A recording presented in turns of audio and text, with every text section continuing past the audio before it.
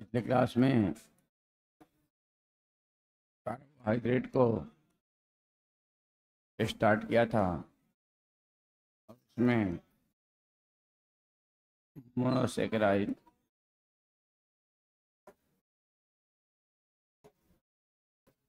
Discuss किया था।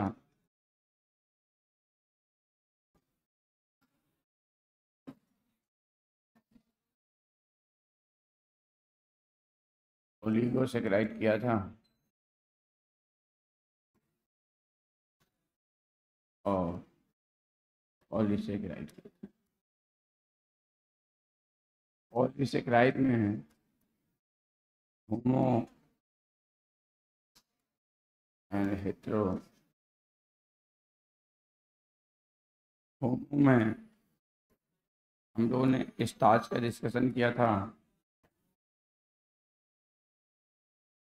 Glycogen का भी तो कर दिया था ना। ग्लाइकोजन का किया था और सेलुलोज का भी किया था। बच गया है इन्यूलिन और काइटिन। हेटेरोपॉलीसेकेराइड में ओनली नेम जानना है, इसका डिस्कशन जरूरी नहीं है। तो सबसे पहले हम लोग बात करते हैं इन्यूलिन की। देखो,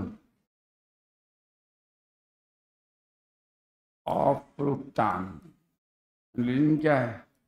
एक फ्रुक्टान है।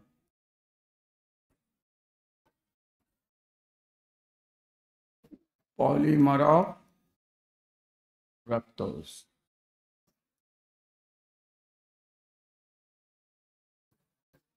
फ्रक्टोज का polymer. Adjacent fructose residue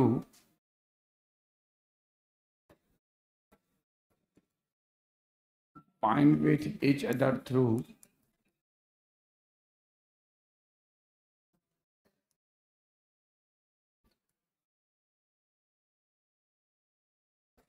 beta. हालांकि ये बॉन्ड पूछे जाने के चांसेस बहुत कम हैं। Beta 2-1 linkage.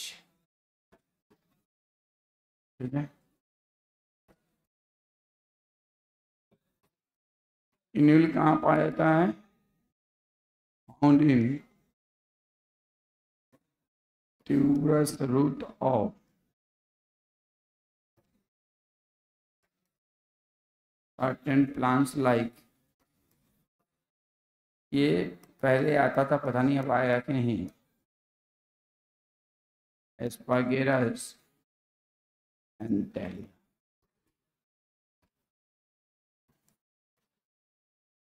ठीक है। अगर आप चाहें तो ये बात लिख सकते हैं, use in testing kidney function. कैसे, ये सब जरूरत नहीं है आपको जानने का। टेस्टिंग किडनी फंक्शन जानने का ये जरूरत नहीं है कि क्यों कैसे। अगर ये चाहें तो लिख सकते हैं, चांसेस है। तो आपको ये किसकी बात है? इन्यूलिन की। Inulin is a fructan polymer of fructose. Adjacent fructose residue bind with each other through beta-2-1 glycosidic linkage. Inulin found in tuberous root of certain plant like asparagus and dahlia. ये kidney function को test करने के लिए या renal function test. अब देखो, हेटेरोपॉलीसेकेराइड में सिर्फ नाम जानना है, इसका डिटेल में हम लोगों को, जो कि हमने लास्ट क्लास में बताया था। देखो, अभी तक हम लोगों ने अमाइनो एसिड,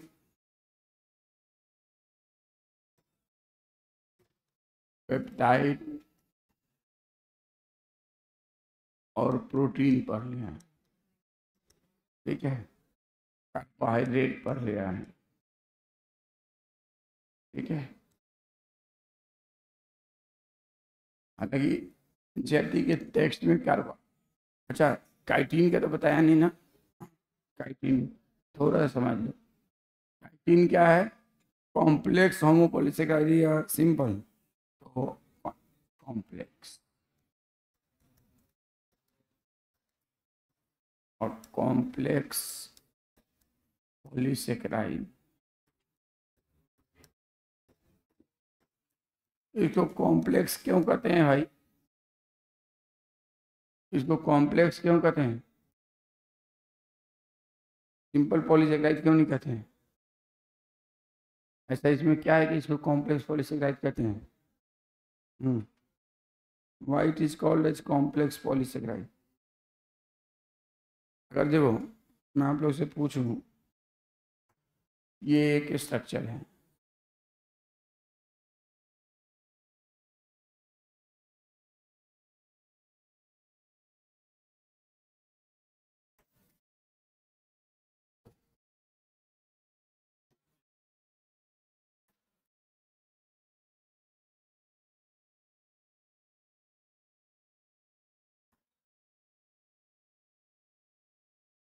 ये दोनों अभी एकदम सिंपल स्ट्रक्चर है।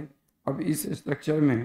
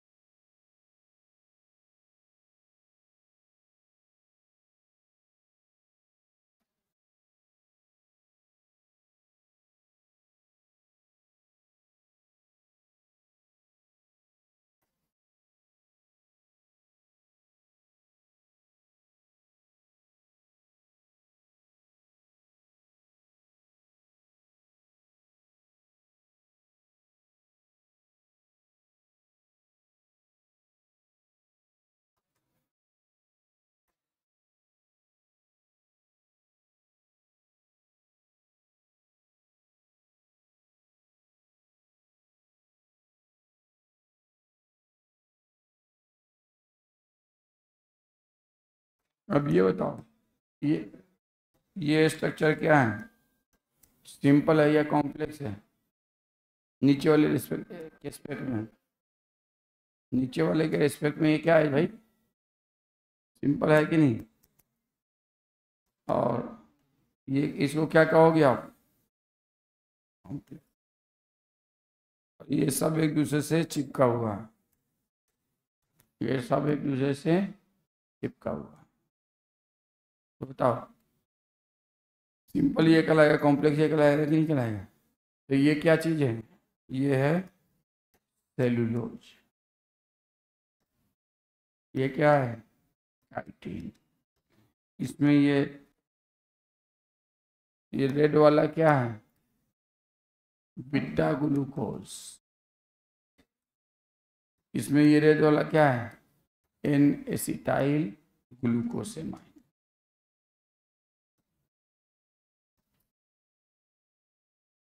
समझ में आया? ये भी मोनोसेक्राइड, ये भी मोनोसेक्राइड, लेकिन ये इंटैक्ट मोनोसेक्राइड है। इसमें मोनोसेक्राइड में कुछ चेंजेज आ गया है।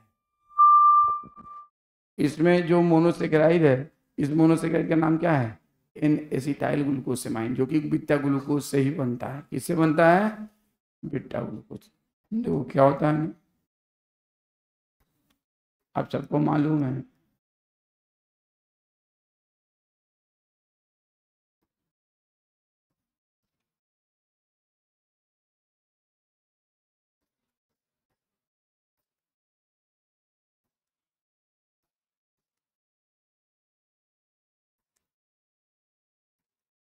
ये क्या है? Beta glucose. और इसी से बनता है एन एसिटाइल ग्लूकोज।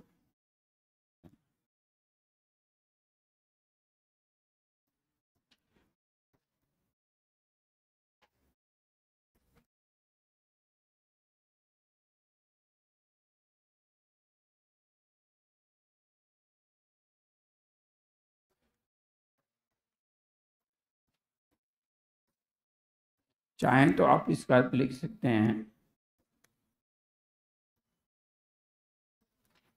तो ये क्या है? बीटा एन एसिटाइल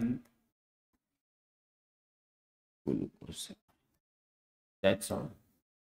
तो यहाँ पे सेकेंड कार्बन पोजीशन को आप ध्यान से देखेंगे तो सेकेंड कार्बन पोजीशन पे क्या दिख रहा है, ये बीटा एन एसिटाइल ग्लूकोसेमाइन, और इसी ये सारे बीटा एन एसिटाइल ग्लूकोज, तो इसको हम कहते हैं काइटिन, इसीलिए कहलाता है कॉम्प्लेक्स, क्योंकि इसका जो कंस्टिट्यूएंट है वो कॉम्प्लेक्स है, इसका कंस्टिट्यूएंट क्या है, सिंपल है, derivative of beta glucose N acetyl glucosamine, इसीलिए इसको कहते हैं हम कॉम्प्लेक्स पॉलीसेकेराइड। समझ गए हैं क्यों कहते हैं, क्योंकि कंस्टिट्यूएंट क्या है, कॉम्प्लेक्स है।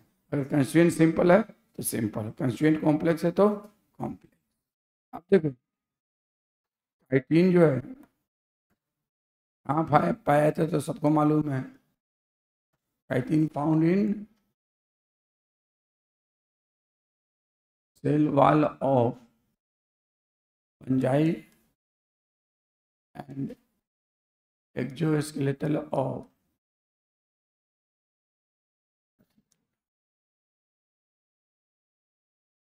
ये दोनों जगह पे काइटिन पाया था। इसके अलावा कुछ और जगहों पे भी पाया जाता है, लेकिन मेनली इन दो जगहों पे। आपसे पूछा जाए मोस्ट अबंडेंट ऑर्गेनिक सब्सटेंस, क्या कहेंगे, मोस्ट अबंडेंट ऑर्गेनिक सब्सटेंस क्या कहेंगे,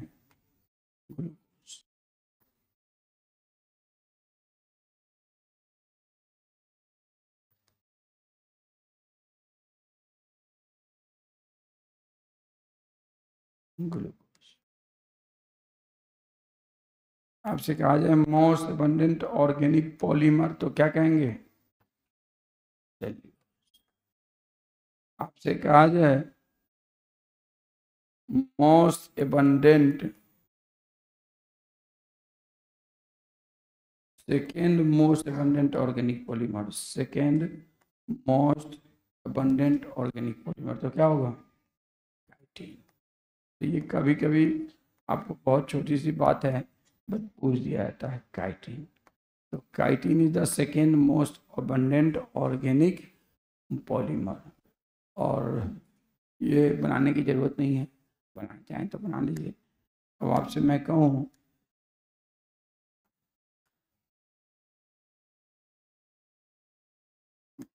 which among these cannot be digested and metabolized by women.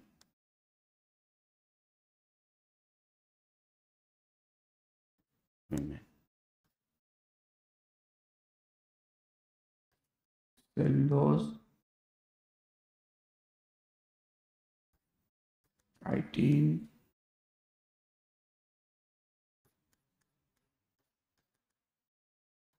inulin,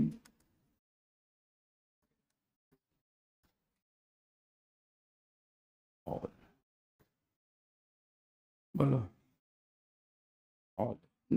inulin को हम डाइजेस्ट कर सकते हैं कि नहीं, yes we can digest, but लेकिन अगर इन्यूलिन को डायरेक्ट इंजेक्ट किया जाए बॉडी में, ब्लड में, तो it can not be metabolize, इसीलिए हमने लिखा है डाइजेस्टेड एंड मेटाबोलाइज, तो ये चारों नहीं होता है, ठीक है। उसके अलावा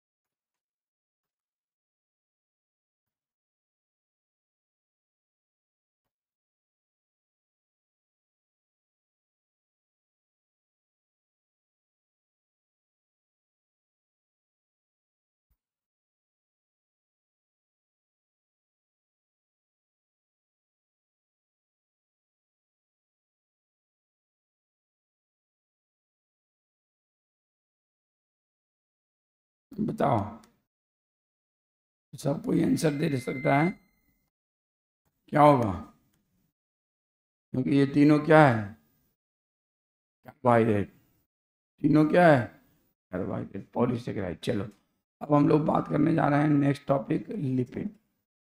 इसको लिखना है क्या, लिख लो। तो अब नेक्स्ट टॉपिक जो बात करने जा रहे हैं वो है लिपिड। लिपिड का डेफिनेशन क्या होता है, डेफिनेशन ऑफ लिपिड बोलो।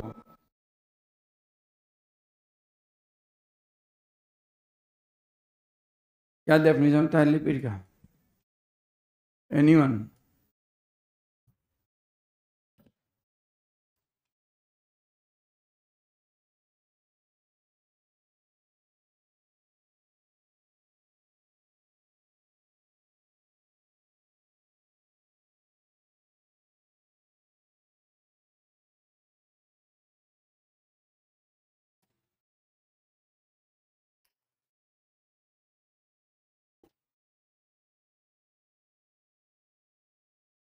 देखो, तो कोई बता सकता है लिपिड का definition? Anyone can tell the definition of lipid?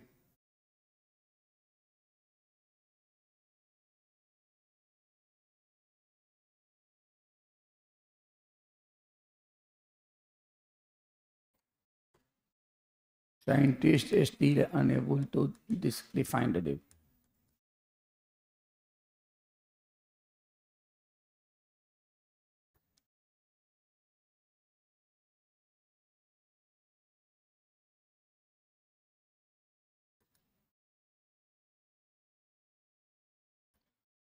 तो जब साइंटिस्ट नहीं डिफाइन कर पाए तो हम लोग क्या डिफाइन कर पाएंगे? Lipid named on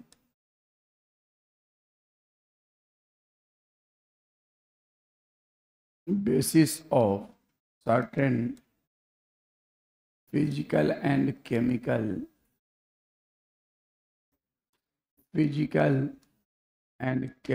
properties.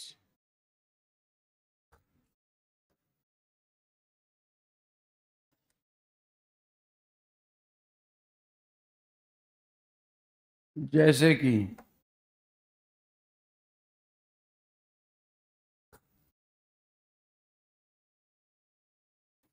lipids are generally not always ध्यान रखना, water insoluble।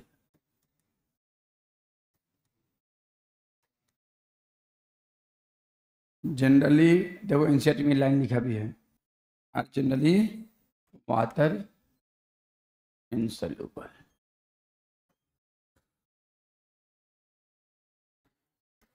following compound mostly considered as lipid।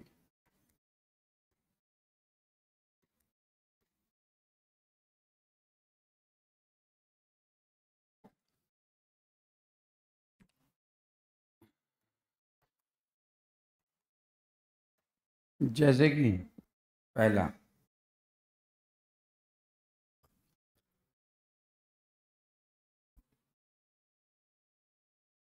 lipids are fatty acid या organic acid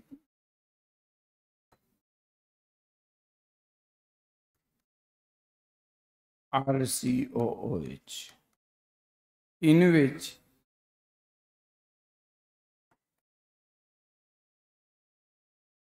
value of carbon lies between 1 to 19. 1 to 19. Lipids are fatty organic acid in which value of carbon lies between 1 to 19। अभी बताता हूँ। दूसरा हमारे book में कहता है कि लिपिड और कौन सा सब्सटेंस हो सकता है, तो दूसरा कहता है lipids are simply fatty acid के बाद दूसरा कहता है lipids are glycerol oblique trihydroxy propane.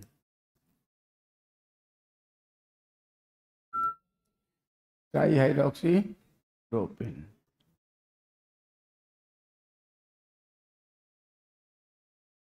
ये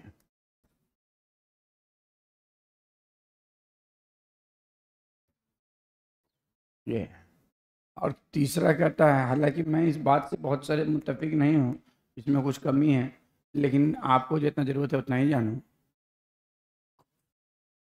lipids are ester of glycerol with fatty acid.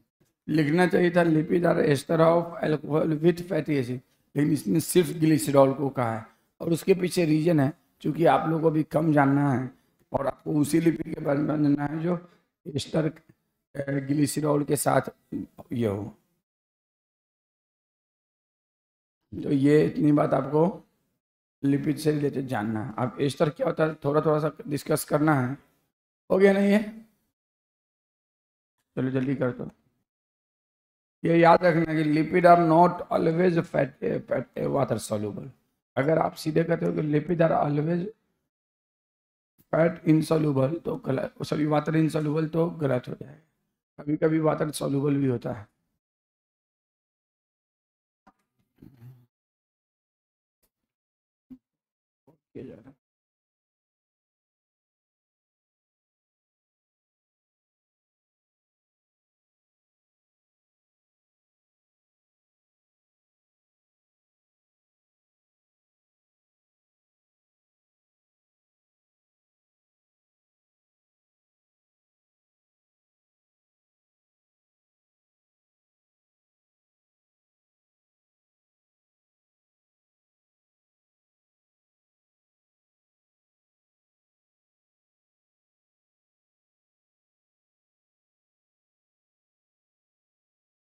ये हो गया ना?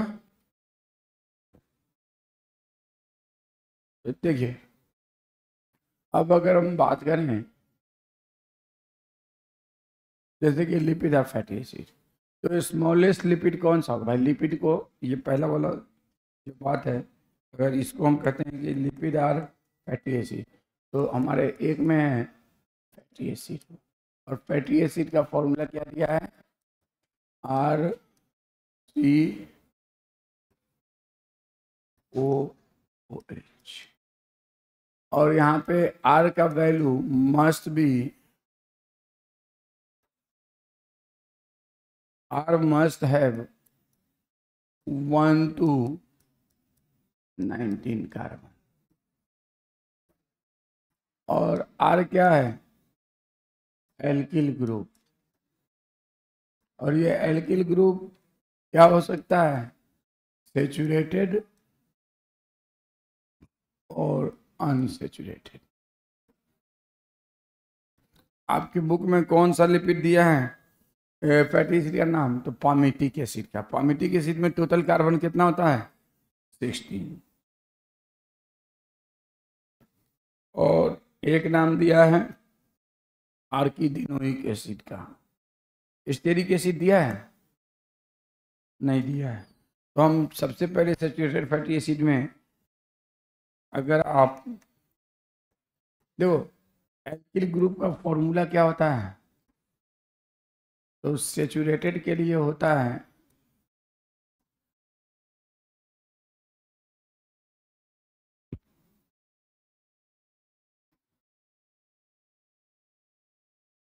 CnH2n+1, और अनसेचुरेटेड के लिए फॉर्मूला की ज़रूरत नहीं है, हम इसी से काम चला लेंगे। हालांकि इसका फॉर्मूला भी लिखा जाता है, वो अननेसेसरी डाउट क्रिएट करता है। तो ये आपको शायद याद रखना चाहिए कि सेचुरेटेड का फॉर्मूला क्या है, तो CnH2n+1।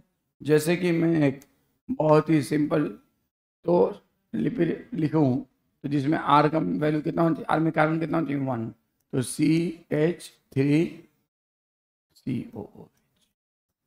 देखो केमिस्ट्री में इसको क्या कहेंगे, एसिटिक एसिड, लेकिन बायो में इसको क्या कहेंगे, स्मॉलेस्ट फैटी एसिड। केमिस्ट्री में इसको क्या कहेंगे, एसिटिक या एथेनोइक एसिड, एथेनोइक एसिड, लेकिन केमिस्ट्री में ही कहेंगे। बायो में इसको हम क्या कहेंगे, बोलो भाई, बायो में इसको हम कहेंगे स्मॉलेस्ट फैटी एसिड। तो आज के बाद कोई पूछे which is smallest fatty acid, तो दिस वन। देखो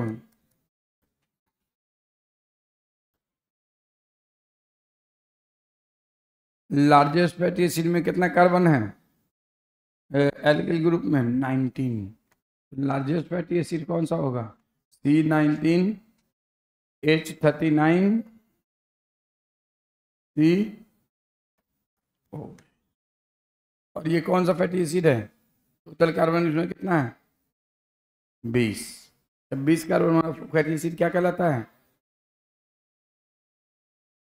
आर्किडिनोइक एसिड या समथिंग एल्स, बोलो, आर्किडिनोइक एसिड ना। एक क्वेश्चन का तुम लोग आंसर दो।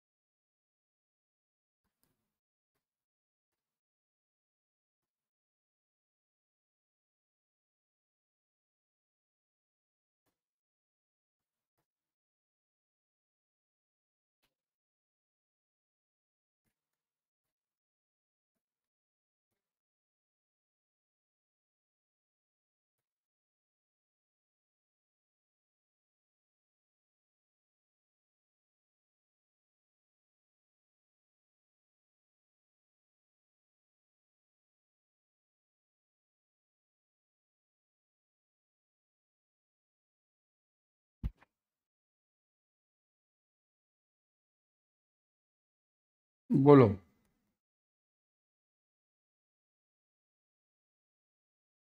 बताओ, तुम लोगों को उत्साह आनी चाहिए, ड्रॉपर हो और आंसर नहीं बता पाओगे। It is not a arachidonic acid. 20 carbon होने का मतलब नहीं है not a arachidonic acid.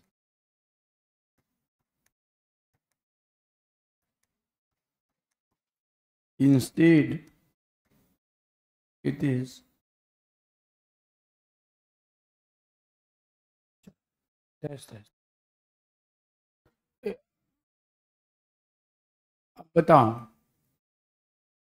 Unsaturated fatty acid के आपके बुक में कौन सा एग्जांपल है, आर्किडोनोइक एसिड।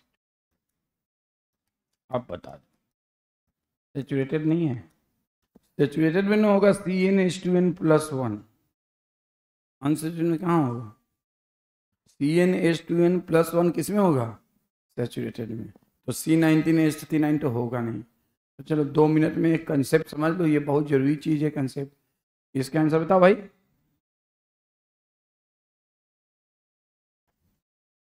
बी या डी, डी ना, बी बिल्कुल ठीक आंसर, एब्सोल्युटली राइट आंसर, ठीक है ना। तो ये क्वेश्चन आ सकता है, आता भी है, ये सही आंसर है, C19H31 is the right answer, ठीक है ना। देखो असल में क्या होता है ना,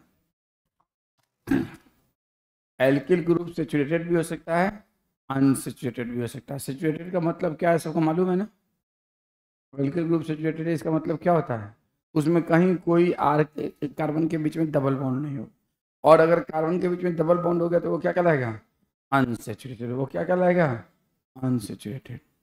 वो क्या कहलाएगा, अनसेचुरेटेड। जैसे कि आप, मैं बहुत तेज लिखता हूँ, एक ही, तुम लोग बनाना चाहो तो बना लो, नहीं बनाना चाहो मत बनाओ। जैसे कि एक, पहले मैं यहाँ नाम ले लेता हूँ इसके, सेचुरेटेड फैटी एसिड के। सेचुरेटेड फैटी एसिड के 3 नाम जान लेने चाहिए, हालांकि याद आ खाली आप अगर पामिटिक एसिड रखिए तो भी काम चल जाएगा। एस्टियर पामिटिक एसिड से शुरू करते हैं। पामिटिक एसिड को पालमिटिक लिखते हैं, पढ़ते पामिटिक। क्यों इसका नाम है पामिटिक? पाम से रिलेटेड है। एस्टियरिक एसिड, पाम ऑयल से एस्टियरिक एसिड। आर्किडीनिक एसिड, दिनोइक नहीं, डीनिक एसिड। इसमें टोटल कार्बन 16, इसमें टोटल कार्बन 18 और इसमें टोटल कार्बन 20। और अगर बात करो अनसैचुरेटेड फैटी एसिड क्या, तो इसमें आप अगर ये जान लो तो आपके लिए बेहतर है, हालांकि एनसीईआरटी में नहीं है। मूफा ओफा, मोनो अनसैचुरेटेड फैटी एसिड, किसी वजह से ये जानना आपके लिए जरूरी है।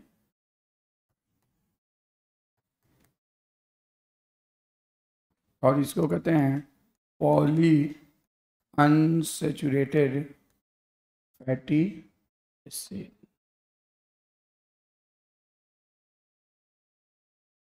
देखो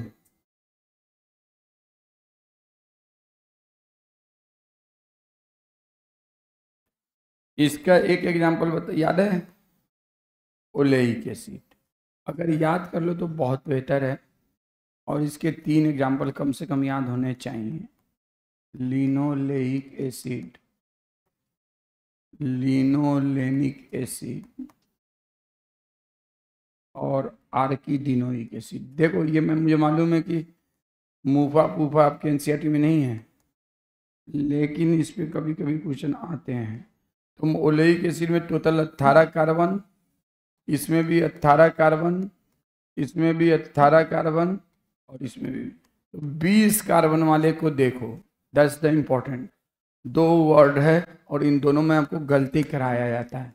एक है आर्किडीनिक एसिड और दूसरा है आर्किडिनोइक एसिड। इसमें ध्यान रखना है, इसमें गलती कराया जाता है। ये है सैचुरेटेड फैटी एसिड और ये है पूफा। अब मैं इसको एक एग्जांपल से समझाने दूंगा तो उससे बाकी सब खुद ब खुद कर लोगे। जैसे कि टोटल कार्बन एस्टियरिक एसिड में कितना होता है? 18। और ओलेइक, लिनोलेइक, लिनोलेनिक, इन तीनों में कितना होता है? 18। एस्टियरिक, ओलेइक, लिनोलेइक, लिनोलेनिक, तीनों में 18 कार्बन ही है। अब अगर बहुत तेज आप 18 कार्बन बनाते हो,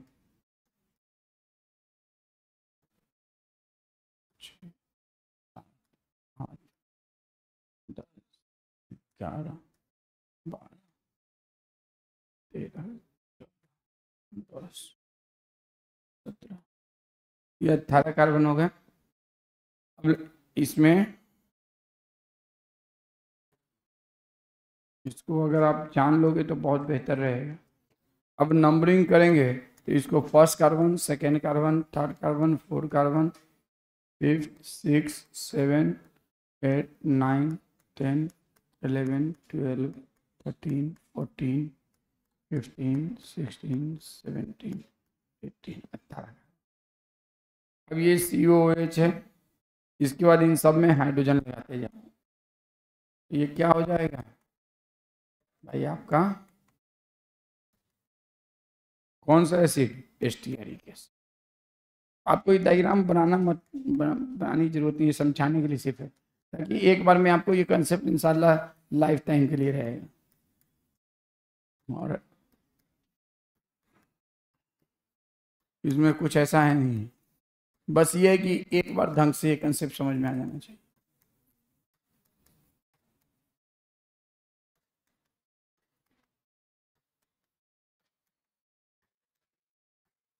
देखो ये क्या है?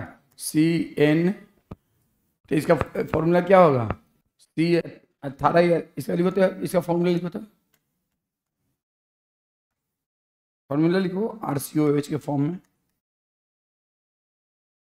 RCOH के फॉर्म में COH पहले लिख दिया, तो एक कार्बन तो इस्तेमाल हो गया है, तो बचा कितना, C17, तो H35, CnH2n+1 किस फॉर्म में लिखेंगे भाई, R क्या है, तो R के लिए क्या लिखेंगे, सेचुरेटेड है तो CnH2n+1, यहाँ पे N क्या है, नंबर ऑफ, N क्या है, नंबर ऑफ, यार N is number of carbon. इस बात को आपको याद रखना है। अब देखो, तो ये तो हो गया किसका formula, this is the formula of stearic acid. आप चाहो तो बना लो, नहीं चाहो तो मत बनाओ। स्टीयरिक एसिड, अब ओलेइक एसिड में भी तो 18 कार्बन है ना, लेकिन उसमें नंबर ऑफ अनसैचुरेशन कितना होता है भाई, मोनो है तो number of unsaturation 1, mono unsaturation तो नंबर ऑफ अनसैचुरेशन, इसमें 1 से ज्यादा है तो इसमें 2 होता है, इसमें 3 अनसैचुरेशन था, इसमें 4 अनसैचुरेशन था। ये आपको जरूर याद रखना चाहिए, ये कभी भी पूछा जा सकता है, इस पे बेस्ड क्वेश्चन कि ओलेइक एसिड में नंबर ऑफ अनसैचुरेशन 1, ये लिनोलेइक में 2, लिनोलेनिक में 3, आर्किडिनोइक में 4। अब देखो, अगर ओलेइक एसिड की बात करें, ये बनाने की जरूरत नहीं है, बनाना चाहो तो बना लो, लेकिन पहले समझ लो, देखो बाद में बना लेना। ओलेइक एसिड में नंबर ऑफ अनसैचुरेशन कितना होता है 1, और कौन से कार्बन के बीच में होता है, तो 9 and 12, 10, 9 और 10।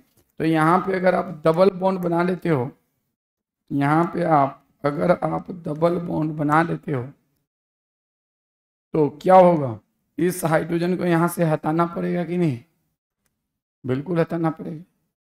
अब बताओ, एक अनसैचुरेशन तो कितना हाइड्रोजन कम, 2। तो अब इसका फॉर्मूला किसका, ये किसका फॉर्मूला था, स्टीयरिक एसिड का, ये किसका था, स्टीयरिक एसिड का। समझ लो ये काम आने वाला है, स्टीयरिक एसिड। अगर हम अब बात कर रहे हैं ओलेइक एसिड की, तो ओलेइक एसिड में तो 2 हाइड्रोजन कम हो गया, तो ओलेइक एसिड का क्या हो जाएगा, बताओ भाई, 2 हाइड्रोजन कम, तो ओलेइक एसिड का फॉर्मूला हो जाएगा C17 और H33। कोई दिक्कत, तो एक डबल बॉन्ड मतलब 2 हाइड्रोजन कम। अब यहाँ पे अनसैचुरेटेड कितना नंबर ऑफ अनसैचुरेशन है, 2। यहाँ ये क्या रिप्रेजेंट कर रहा है, ये 1 2 3 क्या रिप्रेजेंट कर रहा है, number of unsaturation, number of unsaturation. जिसमें एक है मूफा, जिसमें 1 से ज्यादा है वो है PUFA, poly unsaturated fatty acid and mono unsaturated fatty acid. तो नंबर ऑफ अनसैचुरेशन किसमें है, लिनोलेइक एसिड, ओलेइक में कितना है 1। और अगर यही चीज लिनोलेइक है तो लिनोलेइक में 9 और 10 के बीच में होता है, और 12 और 13 के बीच में डबल बॉन्ड होता है लिनोलेइक एसिड। तो ये हाइड्रोजन हट जाएगा, ये हाइड्रोजन हट जाएगा, ये वाला हाइड्रोजन। अब बताओ, तो इसमें हाइड्रोजन कितना कम हो गया, 2 की 4। तो अगर मैं आपसे कहूं कि लिनोलेइक एसिड का फॉर्मूला क्या होगा, तो इसमें से 4 हाइड्रोजन कम कर लो, तो C17 H31 COOH। अब आप बताओ, अगर यही चीज लिनोलेनिक एसिड है तो 9 और 10 के बीच में डबल बॉन्ड, 12 और 13 के बीच में डबल बॉन्ड, 15 और 16 के बीच में डबल बॉन्ड। लेकिन आपको ये नहीं याद रखना है किसके बीच में डबल बॉन्ड, आपको सिर्फ ये याद रखना है कि total number of double bond. ये तो मैं इसलिए बता रहा हूँ कि चलो सही जान लो। तो इसमें से 6 हाइड्रोजन कम हो जाएगा कि नहीं, 2 2 4 2 6। तो इसमें से अगर हम बात करें लिनोलेनिक एसिड की, तो लिनोलेनिक एसिड में ये फॉर्मूला आपको बिल्कुल याद नहीं करना है, ये अपने आप याद हो जाएगा। अगर आपने एक बार सिर्फ आपको याद रखना number of carbon, number of unsaturation. तो C17 H, इसमें से कितना हाइड्रोजन कम हो जाएगा 6, तो कितना हो जाएगा H29 CO। और आर्किडिनोइक एसिड में 20 कार्बन होता है और एक और 2 कार्बन के बीच में क्या होता है, डबल। आर्किडिनोइक एसिड में पहले आपको आर्किडेनिक एसिड का फॉर्मूला लिखना होगा, और आर्किडेनिक एसिड क्या है, सैचुरेटेड या अनसैचुरेटेड, डीनिक, डिनोइक इज एंड डीनिक इज, तो इसमें टोटल कार्बन कितना है 20, तो 20 कार्बन में से एक COH वाला भी है ना, तो COH को हटा दिया तो बच जाएगा C19 और H39। अब इसमें 4 डबल बॉन्ड है, 4 डबल बॉन्ड का मतलब 4 हाइड्रोजन कम, 4 की 8 हाइड्रोजन, तो क्या हो जाएगा C19 H31 CO, समझिए बात को, C19 H31 COH। तो आपको नंबर ऑफ अनसैचुरेशन पे ध्यान रखना होगा। देखो तो हमने क्या देखा, फैटी एसिड 2 तरह का है, फैटी एसिड 2 तरह का है, SFA एंड UFA। UFA में फर्दर मूफा ऊफा। देखो अमाइनो एसिड में इसेंशियल और नॉन इसेंशियल होता है ना। इसेंशियल अमाइनो एसिड क्या है, जो हमारे बॉडी में नहीं सिंथेसाइज हो लेकिन they are essential for protein synthesis.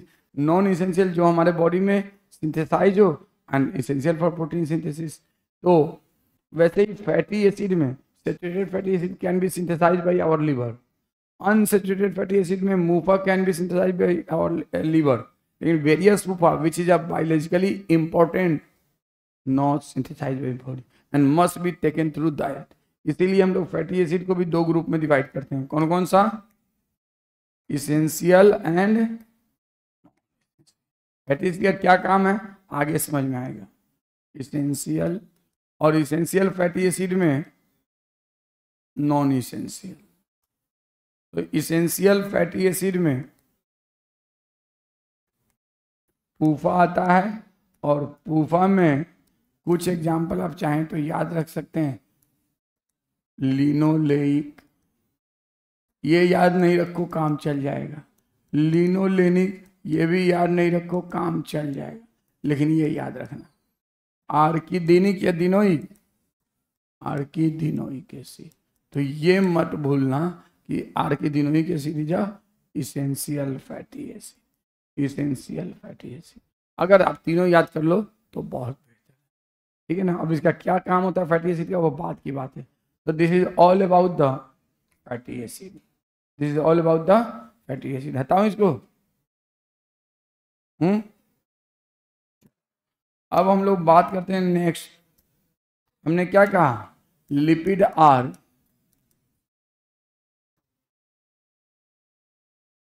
Fatty acid, और फैटी एसिड कौन सा, RCOOH। R have carbon 1 to 19। कभी कभी इस पे एक बेवकूफ बनाने वाला क्वेश्चन है बच्चे जल्दी में, तो पूछ दिया जाए फैटी एसिड है minimum number of carbon, fatty acid है minimum number of carbon 2 and maximum number of carbon 20, क्योंकि 1 तो R में है ना, तो 2 और 20। दूसरा लिपिड आर ग्लिसरॉल। अब ग्लिसरॉल या ट्राई हाइड्रोक्सी प्रोपेन, तो इसमें कुछ ऐसा बात ही नहीं है, बस ये एक्चुअल में ये लिपिड है ही नहीं, लेकिन हमारे बुक में लिखा है। देखो, और ये वाटर सॉल्युबल भी होता है, CH2OH, CHOH। ये किस चीज की याद दिला रहा है, इसकी याद दिला रहा है, अगर आपको याद हो तो।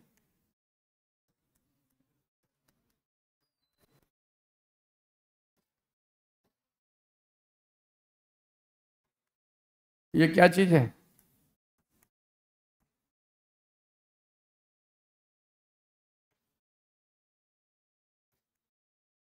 याद करो। ग्लाइसर एल्डिहाइड में CHO में की जगह क्या आता है, CH2OH, डेरिवेटिव ऑफ ग्लाइसर एल्डिहाइड। लिखना चाहो लिख लो, नहीं लिखना चाहो नहीं लिखो, ऑफ ग्लाइसर एल्डिहाइड। ठीक है ना। तो ये ग्लाइसर एल्डिहाइड का डेरिवेटिव है, ये चाहो तो आप लिख लो। और ये वाटर सॉल्युबल भी होता है, लेकिन इसको भी हमारे लिपिड बुक में एनसीईआरटी में लिपिड माना है। और तीसरा लिपिड के बारे में क्या लिखा है, तो लिपिड आर, आप सबने ester of glycerol with fatty acid. और इसकी वजह से क्या बनता है, मैग टैग, क्या होता है अभी बात करते हैं। Ester of glycerol with fatty acid. तो ग्लिसरॉल ऐसे कि हम यहाँ पे लिख दें, तो ये है ग्लिसरॉल।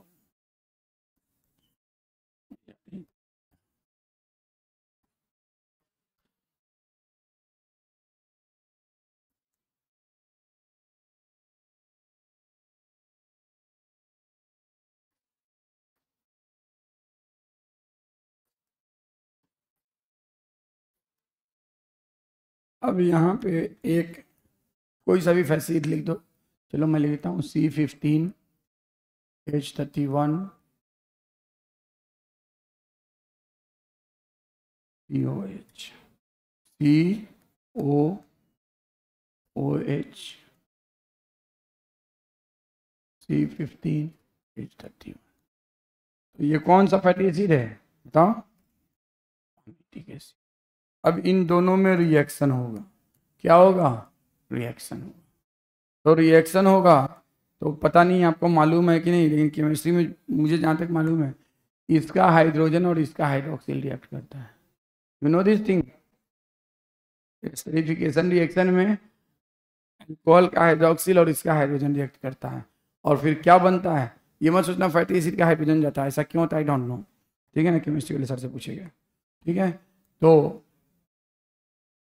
सही है कि गलत है रे, आई थिंक मुझे लगता है जहाँ तक सही है। एक बार कंफर्म कर लेना, नहीं आप अपने मोहित सर से कंफर्म कर लेना। मुझे 99.999% याद है कि फैटी एसिड का हाइड्रोक्सिल और इसका हाइड्रोजन इन्वॉल्व होता है इस तरह की एक्शन रखने में।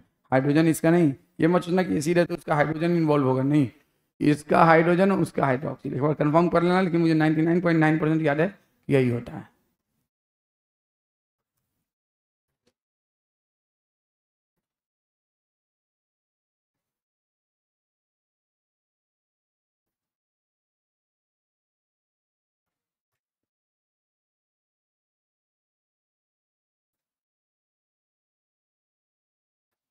ये क्या बन गया, एक एस्टरीफिकेशन रिएक्शन प्रोडक्ट, और इस प्रोडक्ट का नाम है क्या, MAG. MAG stand for mono acyl glyceride, और इसको शॉर्ट में हम लोग क्या कहते हैं, मोनोग्लिसराइड। अब सुन, मोनोग्लिसराइड। अब अगर हम सेम बात ऐसे लिख सकते हैं,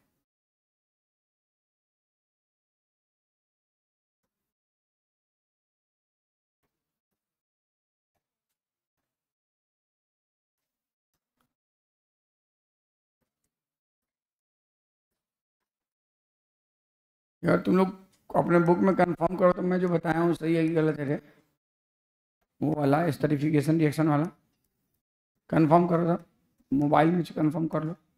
मुझे लगता है मैंने सही बताया है, सही है ना। हाँ तो ठीक है, अगर नहीं सही है तो गलत है, ठीक है। COH, तो ये क्या हो गया, अरे यार C15, हाँ सही है, H31, सही तो है, CO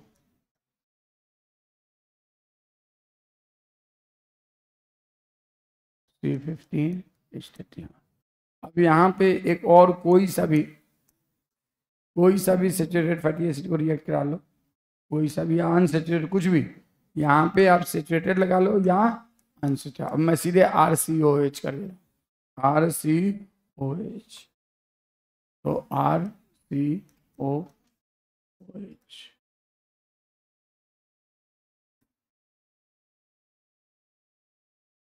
बोलो। तो सही है, तो इसका OH, इसका H, तो क्या बन जाएगा? Di glyceride. क्या बन जाएगा? Di glyceride.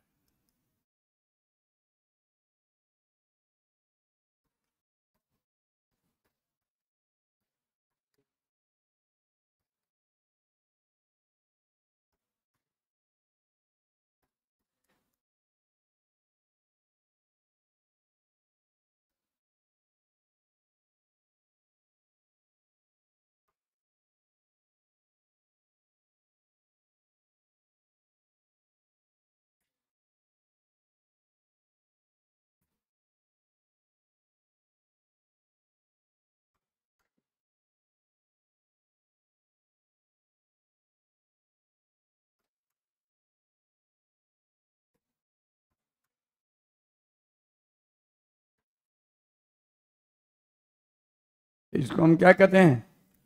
Di acyl glyceride. Di acyl glyceride, DAG. और इसको शॉर्ट में हम लोग कहते हैं डाइग्लिसराइड। अब एक इसी तरह से एक और बना लोगे तो क्या बन जाएगा? जल्दी जल्दी करते हैं।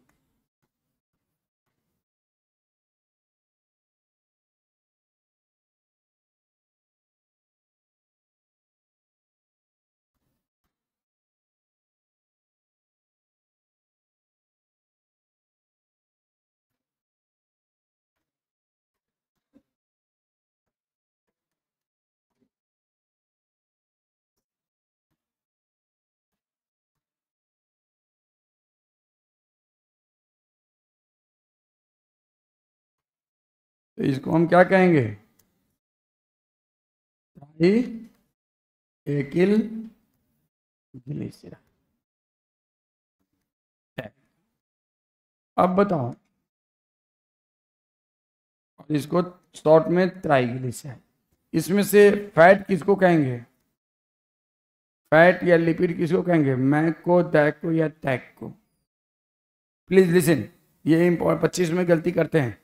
आपसे मैं कहूं, आपके पास मैग है, आपके पास दैग है, आपके पास टैग है, which is considered as fat और लिपिड? फैट और ऑयल, कौन इनमें से कौन, किसको हम फैट और ऑयल कहेंगे? बोलो। among this, which is considered as among the following? ये एनसीईआरटी का और ये पक्का पूछा जा सकता है। which is considered as fat or oil?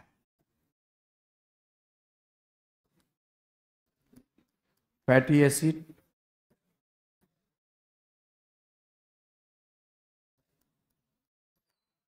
Mag, DAG, tag,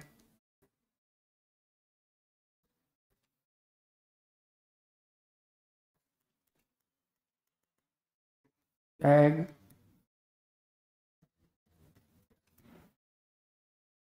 glycerol. बताओ। और फिफ्थ ऑप्शन लिखता हूं, बोथ 1 and 2। बताओ कौन सा? एनसीईआरटी का ही है। चलो, ये बनाना चाहो तो बनाना, नहीं बनाना चाहो मत बनाओ, ठीक है। आपको मैग, दैग और टैग का कंसेप्ट समझ में आना चाहिए। हाँ बोलो, which will be answer? 5 option है इसमें। among the following which is considered as fat and or oil? Fatty acid, MAG, DAG, TAG, TAG, glycerol, both 1 and 2। और 6 ऑप्शन बनाते हैं, बोथ 1 and 3। बताओ, 6 ऑप्शन वाला क्वेश्चन है। करना है क्या इसको? चलो कर दो, इसको करने की जरूरत नहीं। चलो बताओ भाई, एनसीईआरटी में 1 से लेकर 6 ऑप्शन है। Which is considered as fat and oil?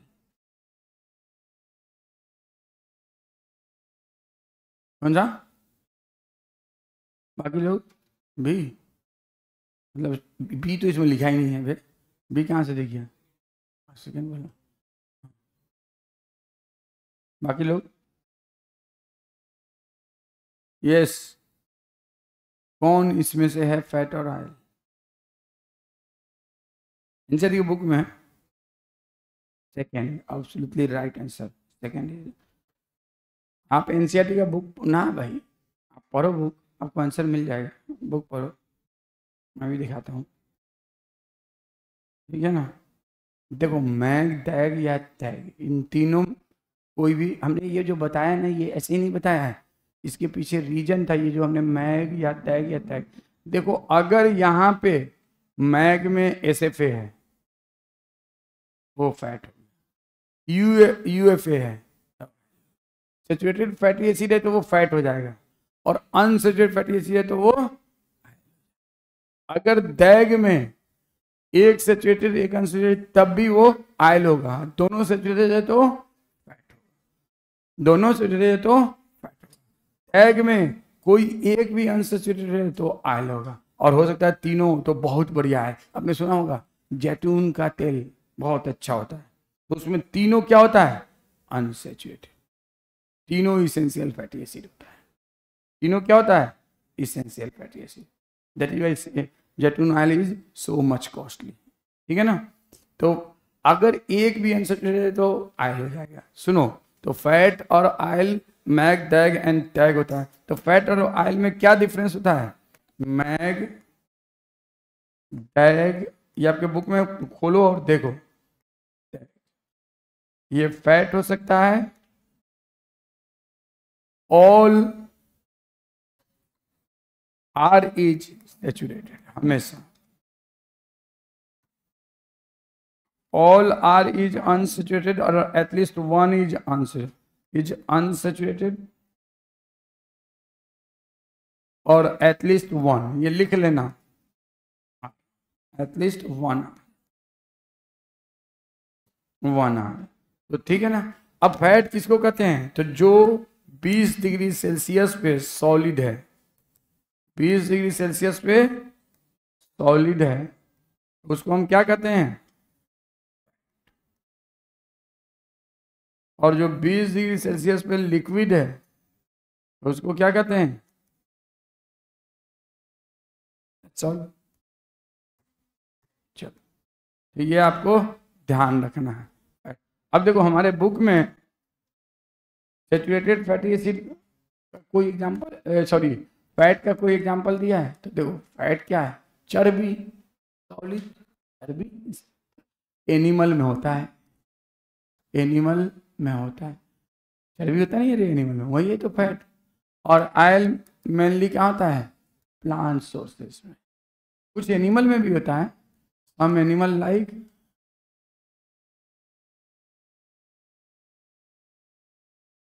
Card liver fishes में, ये आपसे शायद पूछा जा सकता है कार्ड लिवर। अब देखो तो इसेंशियल हमारे लिए फैट से लेना है या इसेंशियल ऑयल लेना है, बोलो भाई क्या जरूरी है हमारे लिए, जिसमें अनसेचुरेटेड होगा वही तो लेंगे ना। तो oil is good for health, we should take the oil but not fat. Animal में, एनिमल सोर्सेज में ही मेनली ये होता है, इसलिए भाई नॉनवेज कम खाया करो, नहीं तो फैट बहुत ज़्यादा बॉडी में हो जाएगा, ठीक है ना। एनिमल सोर्सेज में फैट होता है, बहुत कम एनिमल सोर्सेज में ऑयल होता है, लेकिन plant sources is a very good thing for, ठीक है ना। चाहे आप मस्टर्ड ऑयल लो, चाहे आप जैतून का तेल लो, चाहे बहुत सारा है। आपके बुक में एक इनको मस्टर्ड ऑयल नहीं लिखा है, जैतून का तेल, इसके आपके बुक में लिखा है जिंजले ऑयल। शीशम के पौधा से जो तेल निकाला जाता है उसको कहते हैं जिंजले। इतना सारा नाम है, कॉमन नहीं लिखा है तो लिख दिया जिंजले है। किसे, शीशम के, ऑब्टेन फ्रॉम शीशम प्लांट। अब शीशम प्लांट का अंग्रेजी मुझे नहीं मालूम, शीशम ही होता है शीशम प्लांट। एक ही एग्जाम्पल दिया है, ये बहुत, आप 10 तरह का तेल जानते हो, अभी तो बाई चांस मेरे दिमाग में सिर्फ मस्टर्ड ऑयल, ऑलिव ऑयल समझ में आ रहा है, और सनफ्लावर ऑयल, ठीक है ना। तो ये क्या एग्जाम्पल, दैट्स ऑल। ठीक है ना। तो हम लोग को क्या लेना चाहिए, फैट खाना चाहिए, ऑयल खाना चाहिए।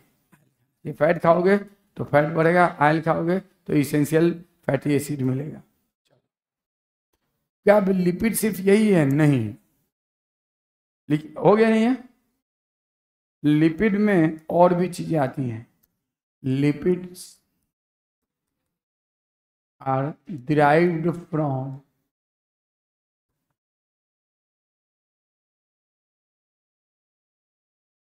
Different above described lipid, above described lipid। अब देखो, जैसे कि आपका टैग से डिराइव्ड होता है, टैग से क्या डिराइव्ड होता है, फॉस्फोलिपिड। टैग से क्या डिराइव्ड होता है, phospholipid. Tag give rise the phospho, tag का इससे क्या बनता है, फॉस्फोलिपिड। और उसी तरह से CH3COH, ये पुरानी एनसीईआरटी में, मतलब जो एनसीईआरटी में बायोमोलिक्यूल कुछ डिलीटेड पोर्शन है उसमें से ये है। CH3COH give rise chole स्टीरॉल,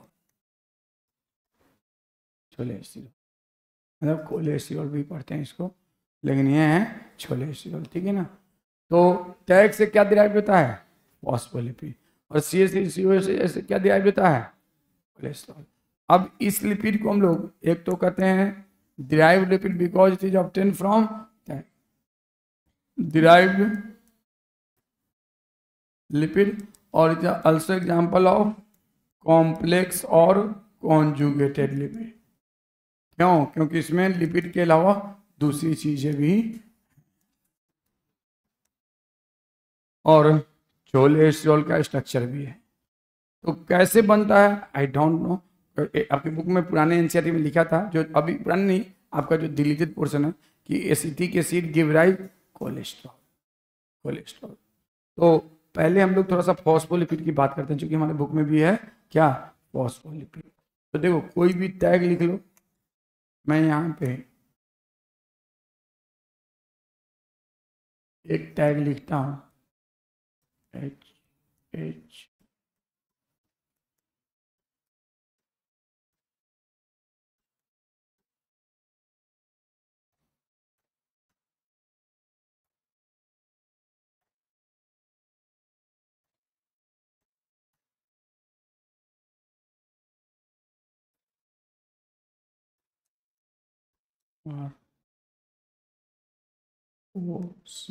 OCOR dash,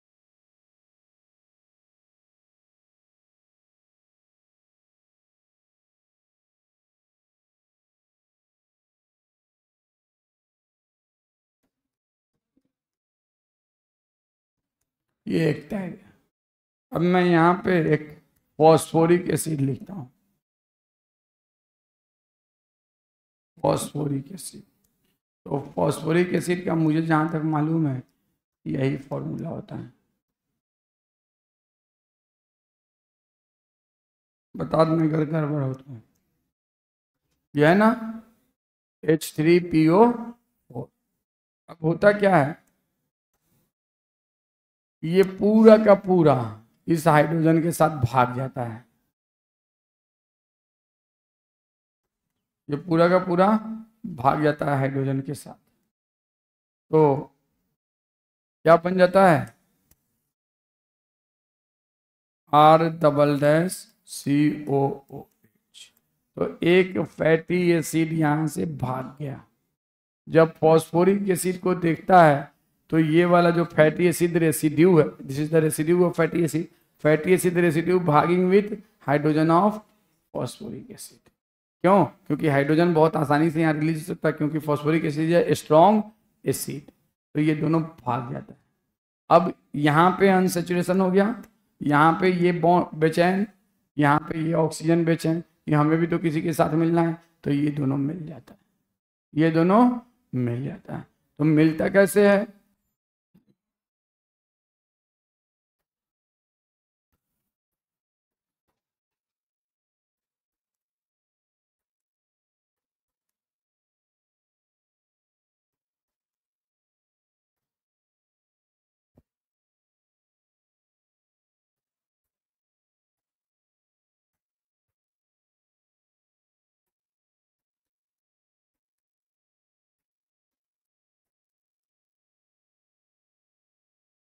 तो मिलन हो रहा O P.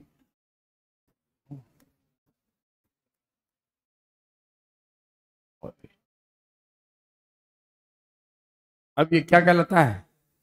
Phospholipid. What is this? Lipid के साथ फॉस्फेट ग्रुप अटैच हो गया तो it is called as phospholipid.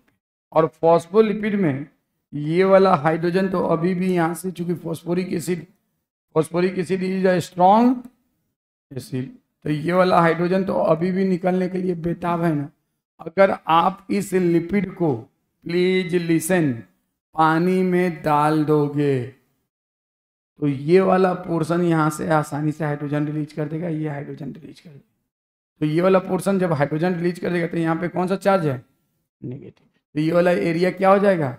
This area will become negatively charge. तो ये पूरा क्या हो जाएगा?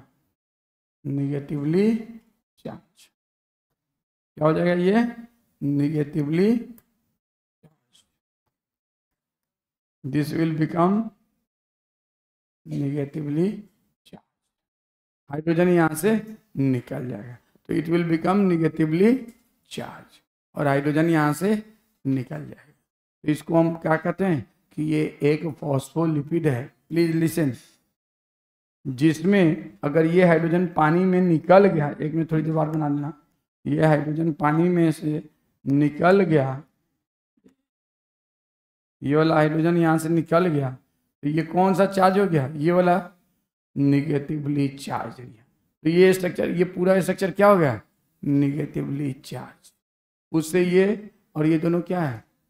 अनचार्ज। तो ऐसा मॉलिक्यूल जिसमें एक इन पे चार्ज हो और दूसरे इन पे चार्ज नहीं हो, ऐसे मॉलिक्यूल को कौन सा मॉलिक्यूल कहते हैं?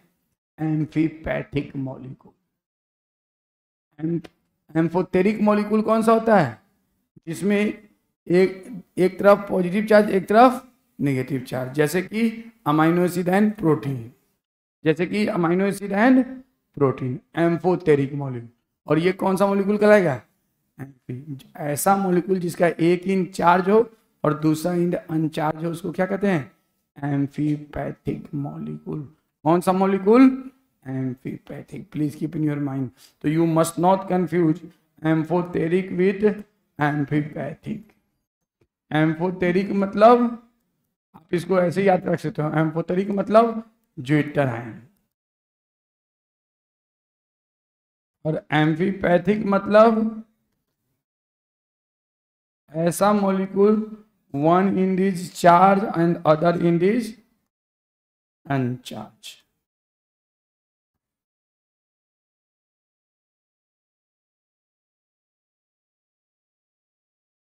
देखो, तो आपको ये बात ध्यान रखना चाहिए, ये एम्फीपैथिक मॉलिक्यूल है फॉस्फोलिपिड। आपने फॉस्फोलिपिड का रिप्रेजेंटेशन जानते हो? फॉस्फोलिपिड को हम लोग कैसे रिप्रेजेंट करते हैं?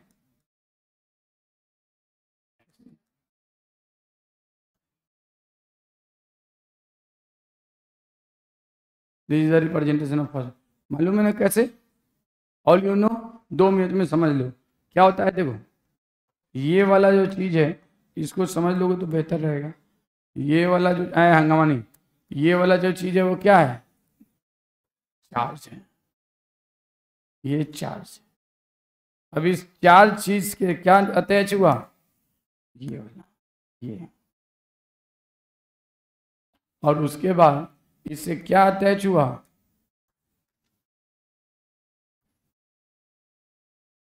अब इसी को क्या करेंगे?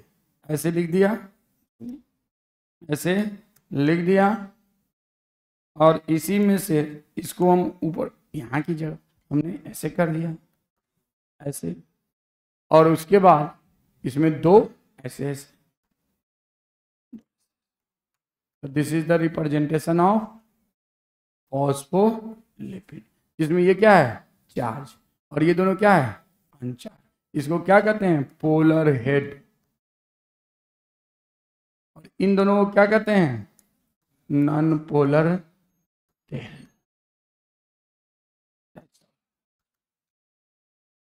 Polar head, none. तो आपने फॉस्फोलिपिड बाइलेयर पढ़ा है ना, ऐसे ही तो होता है ना सेल बायोलॉजी में।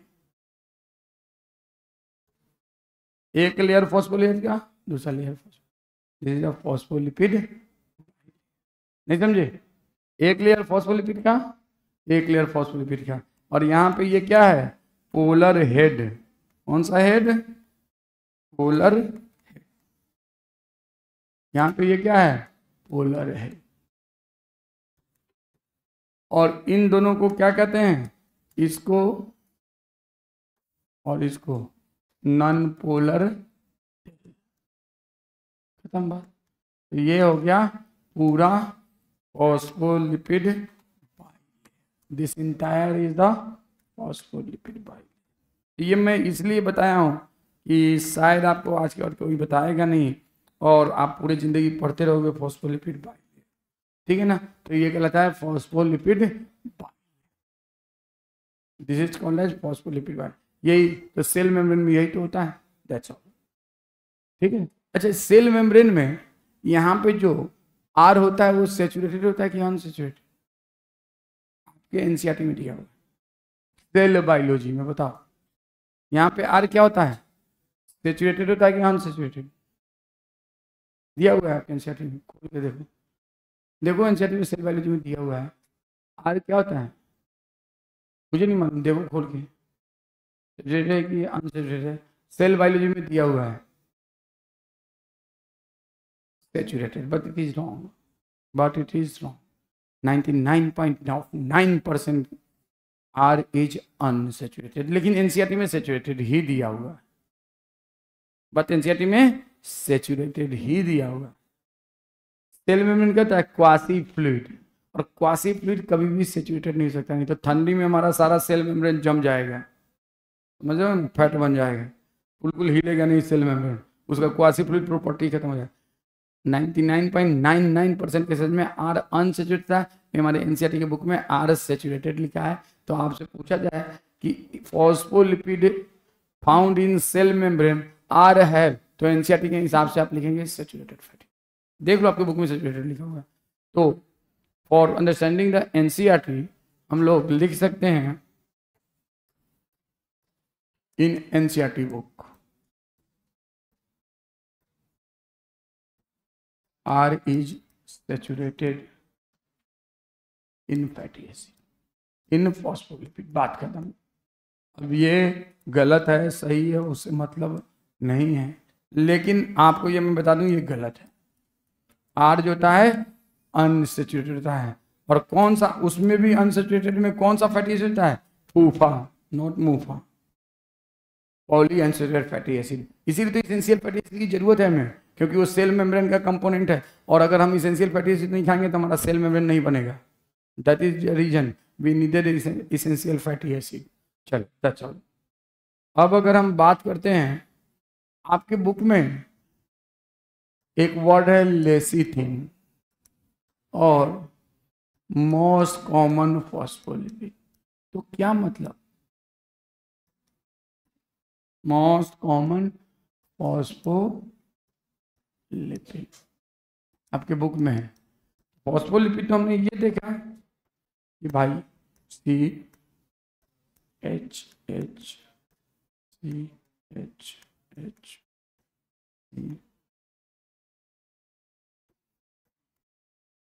यहाँ पे है OPOOH,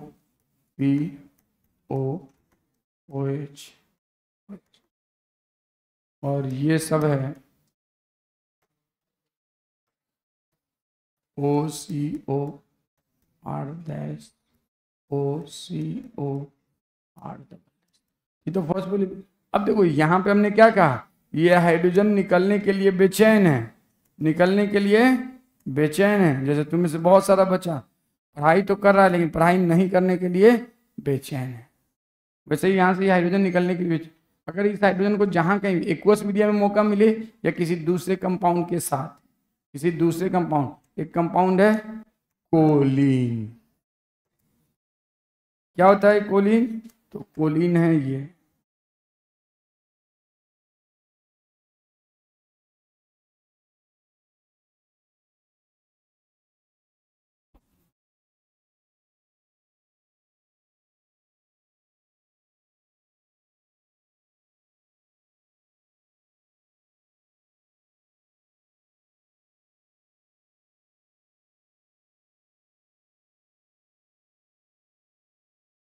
अब कहोगे इन पे 5 कैसे, तो मुझे नहीं मालूम। ये है कोलिन। ये क्या है? कोलिन।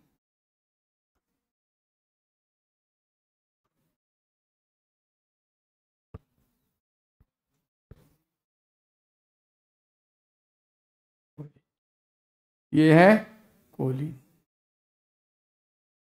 एक मिनट मुझे ध्यान में, एनसीईआरटी का बुक खोल के देख लेता हूँ।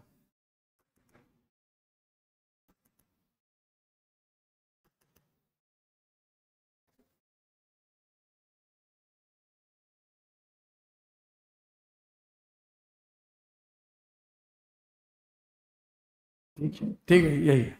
ये है कोलिन। ये कौन सा कंपाउंड है? Colin.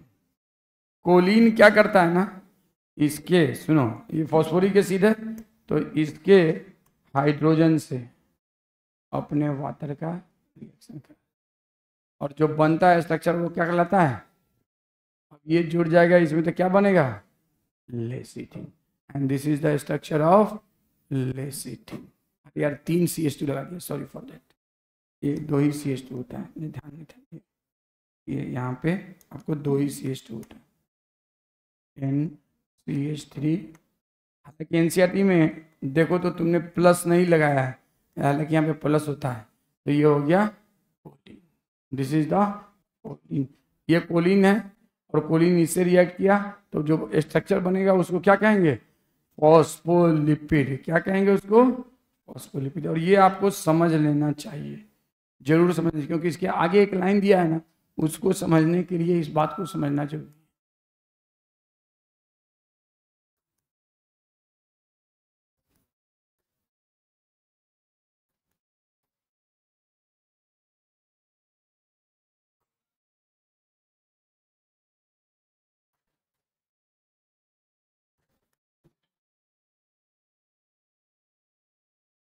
O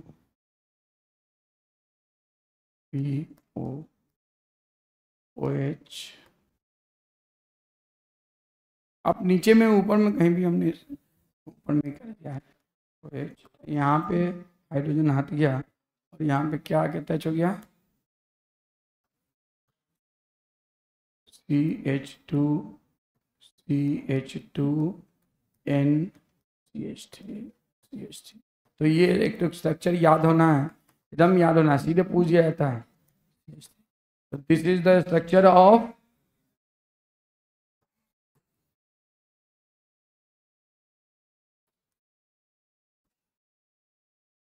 and this is the structure of lecithin. This is the entire structure of lecithin. ये किसका स्ट्रक्चर है? lecithin. This is the structure of lecithin. ये किसका स्ट्रक्चर है? lecithin का। और इस lecithin को हम क्या कहते हैं? कॉम्प्लेक्स, नहीं सॉरी, सीधे फॉस्फोलिपिड कहते हैं, लेकिन derived phospholipid, that is the underived phospholipid, and this is the derived phospholipid, and the most common phospholipid, derived phospholipid। और इसको हम क्या कहते हैं? Most common. ये याद होना है, it must be, this structure must be memorize. Most common phospholipid.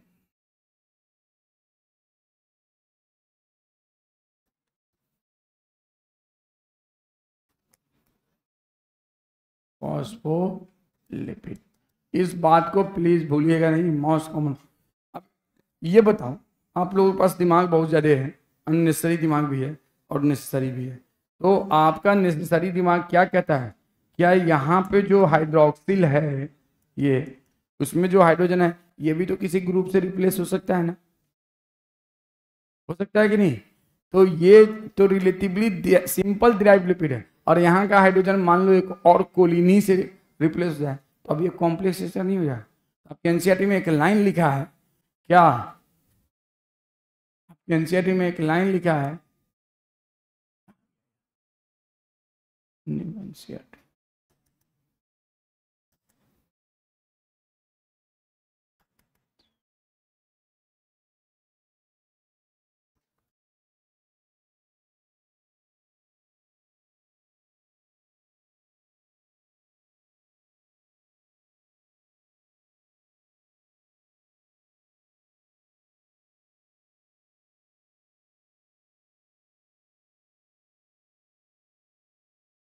Phospholipid found in cell membrane. Lecithin is the one example. Most. Some tissue, especially neural tissue, have lipid with more complex. कौन सा lipid? Phospholipid with more complex. तो वहां पे ये hydrogen further किसी और structure से, इसको कहते हैं further complex. This is the simple derived lipid. और इसमें ये हाइड्रोजन और रिप्लेस हो जाए तो उसको क्या कहेंगे? Complex phospholipid. कोई दिक्कत? Lecithin is one of the most common phospholipid. तो नर्वस सिस्टम में माइलिनेटेड न्यूरॉन्स में स्पेशली जो माइलिन सीट होता है ना, they have a very complex phospholipid. यहाँ पे लिपिड नहीं लिखना चाहिए था, क्या लिखना चाहिए था? आप बुक में लिख लो फॉस्फोलिपिड. बुक में लिख लो, क्या लिखना चाहिए था? Complex phospholipid. आपसे पूछा जाए which among the following have a complex phospholipid, और रहे cell membrane of epithelial cell, cell membrane of connective tissue cell, cell membrane of neural cell और cell membrane of bone cell. You have to say cell membrane of neural cell. हर line से question बन सकता है, आपको उसको extract करना आना चाहिए. देखो अब लिपिड में हमारे बुक में ये सब बात दिया हुआ है. जनरली देखो पहला लाइन क्या दिया है? Generally water soluble. They could be simply fatty acid. A fatty acid is carboxyl group attached to R group. The R group could be a methyl, ethyl or higher number of CH2 group. R में कितना होगा carbon? तो 1 to 19. Palmitic acid है 16 carbon including carbon. आर्किडिनोइक acid है 20 carbon including carboxyl carbon. Fatty acid could be saturated और unsaturated with one और मोर double. Another simple lipid is glycerol. Another simple lipid is which is trihydroxy. Many lipid have both glycerol and here the fatty acid are found esterified with. They could be monoglyceride या monoacyl glyceride, diglyceride या diacyl. They are also called fat and based on melting point. 20 degree Celsius पे कोई monoglyceride, diglyceride या triglyceride solid है तो उसको fat कहेंगे, liquid है तो आयल, जैसे जिंक. And hence remain as a oil in winter. जब विंटर में 20 डिग्री सेल्सियस टेम्परेचर कम होता है. Can you identify a fat from the market? हाँ तो बहुत आसान है. Some lipid have phosphorus and phosphorylated organic compound in them. These are phospholipid. They are found in cell membrane. Lecithin is one example. Neural tissue have complex structure. That's all. अब देखो why not, एक question का answer बताओ. Lipid is considered as true biomicromolecule. बताओ भाई. क्यों? Who will tell me? Give me answer. बताइए. पढ़े होंगे आप सब.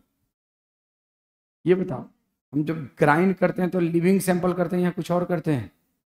Living sample. क्या करते हैं? ग्राइंड. लिविंग सैंपल में लिपिड मेनली कहाँ पे है? सेल मेम्ब्रेन में. और सेल मेम्ब्रेन में क्या है? फॉस्फोलिपिड. सेल मेम्ब्रेन में क्या है? अब तो सब का सेल मेम्ब्रेन से लेकर सब छोटे छोटे हिस्से में टूट गया. उसमें जितना प्रोटीन है, कार्बोहाइड्रेट है, चाहे मोनोसेक्राइड या डाइसेक्राइड या पॉलीसेक्राइड के फॉर्म में, ये सब जो है ना टूट के छोटे छोटे मतलब मॉलिक्यूलर फॉर्म में अलग अलग ग्राइंड हो गए. अब जो ट्राइक्लोरोएसिटिक एसिड है उसके अंदर आपका क्या होता है ना, जितने भी स्मॉलर बायोमोलिक्यूल्स हैं, जितने भी स्मॉलर बायोमोलिक्यूल्स, स्मॉलर बायोमोलिक्यूल का मतलब बायो माइक्रोमोलिक्यूल, और बायो माइक्रोमोलिक्यूल 100 टाइप्स ऑफ होते हैं, थाउजेंड्स टाइप्स ऑफ होते हैं, लाख टाइप्स ऑफ होते हैं, थाउजेंड्स. तो हजारों तरह के बायो माइक्रोमोलिक्यूल वो ट्राइक्लोरोएसिटिक एसिड में सॉल्युबल हो जाते हैं. लेकिन bio micromolecule do not gate solve, either protein और पॉलीपेप्टाइड, आइदर पॉलीसेकेराइड और either nucleic acid, because of their large size. Their size ranges from 10,000 Dalton और मोर देन दैट। लेकिन लिपिड का साइज तो आपके बुक में क्या है, lipid molecular weight is less than 800 Dalton. वो सोल्यूबल क्यों नहीं होता? तो होता क्या है, ट्राइक्लोरोएसिटिक एसिड एक नॉन पोलर सॉल्वेंट है। कौन सा सॉल्वेंट है? Non polar. अब फॉस्फोलिपिड जो है वो कैसा है? तो फॉस्फोलिपिड ऐसा ही तो है जिसमें ये क्या है, पोलर, और ये क्या है, नॉन पोलर। अब बताओ, चारों तरफ है ट्राइक्लोरोएसिटिक एसिड। अब यहां पे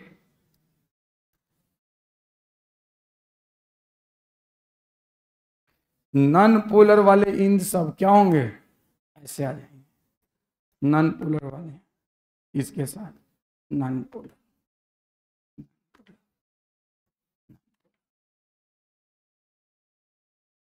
और सारे पोलर किधर घुस जाएंगे, लाल से क्या, सारे पोलर किधर घुस जाएंगे, अंदर। अब बताओ, ये एक एग्रीगेट बन गया कि नहीं, लिपिड एग्रीगेट। तो इंडिविजुअली ये, इनमें इंडिविजुअल का molecular weight less than 800 Dalton है, लेकिन इस पूरे का मॉलिक्यूलर वेट ज्यादा हो गया, साइज भी बड़ा हो गया। तो ये वेसिकल, इसी को कहते हैं स्मॉल वैक्यूल के फॉर्म में रहता है। किस फॉर्म में रहता है, स्मॉल वैक्यूल या वेसिकल के फॉर्म। तो एक्वस मीडिया हो या ट्राइक्लोरोएसिटिक एसिड के अंदर फॉस्फोलिपिड फाउंड इन वेसिकल फॉर्म। और ये बड़े साइज का होता है, वो सेलोफेन पेपर से या कॉटन के पेपर से फिल्टर नहीं होता है। तो है molecular weight less than 800 but found in aggregated form in form of vesicles, and they do not get filtered. That is why they remain associated with but actually they are not macromolecule. That is why it is considered as false या pseudo biomolecule. समझ में आ गया? तो आप चाहें तो इसको लिख सकते हैं, लिख लीजिए बोल के, lipids found in aggregated form, aggregated form in what?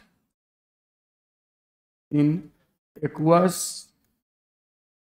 oblique CCl3COH in form of vesicle and do not get filtered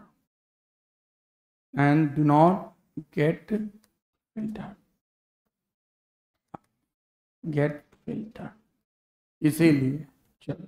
तो दिस इज कहानी ऑफ, अच्छा एक कोल, आपके बुक में एक ये भी तो है ना, हमने क्या बताया था, कोलेस्ट्रॉल। भाई तो कोलेस्ट्रॉल का स्ट्रक्चर जानना है। देखो हमारे बुक में टेबल डायग्राम 9.1 का हर एक स्ट्रक्चर याद होना चाहिए इसका, और हर स्ट्रक्चर हम याद कराएंगे। अब देखो हम लोगों ने ये वाला स्ट्रक्चर तो पढ़ लिया है, और आपको याद होना है ये ग्लूकोज है, ये राइबोस। अमीनो एसिड का ये स्ट्रक्चर पढ़ लिया है, ग्लिसरॉल का पढ़ लिया है, पामिटिक एसिड बहुत आसानी से आप याद रख सकते हैं, आपको फॉर्मूला याद होना चाहिए। ट्राइग्लिसराइड पढ़ लिया है, फॉस्फोलिपिड पढ़ लिया है। अब छोले एस्टिरॉल, ठीक है, छोले एस्टिरॉल। तो छोले में तीन जो है ना, तीन, 1 2 3 में 6 कार्बन, और एक में 5 कार्बन, 6 6 12 6 18 और 5 23 कार्बन हो गया। बताओ, अरे यार इसका 2 कार्बन इसके साथ शेयर है ना, मतलब 23 मत करना, ठीक है। तो टोटल इसमें जितना भी कार्बन अभी नंबरिंग करेंगे, और प्लस यहाँ पे आप देखो, ये देखो प्लीज, ये है फॉस्फो, मैं बना दूंगा स्ट्रक्चर बना दूंगा। ये क्या है, कोलेस्ट्रॉल, और कोलेस्ट्रॉल में एक रिंग, दूसरा रिंग, तीसरा रिंग, और ये 4 रिंग, और इस पे अटैच साइड चेन है, और उस साइड चेन में 1 कार्बन, 2 कार्बन, 3 4 5 6 7 8। तो इसका स्ट्रक्चर आपको याद रखना होगा, डबल बॉन्ड भी याद रखना होगा, हाइड्रोक्सिल भी। अगर नंबरिंग के साथ याद रखेंगे तो ज़्यादा बेहतर होगा। तो हम लोग देखते हैं कि कैसे इसको कोशिश करते हैं बनाने की, नंबरिंग करने की। ये आपको यू मस्ट ड्रॉ दिस, चाहे हो तो नहीं, यू मस्ट ड्रॉ दिस।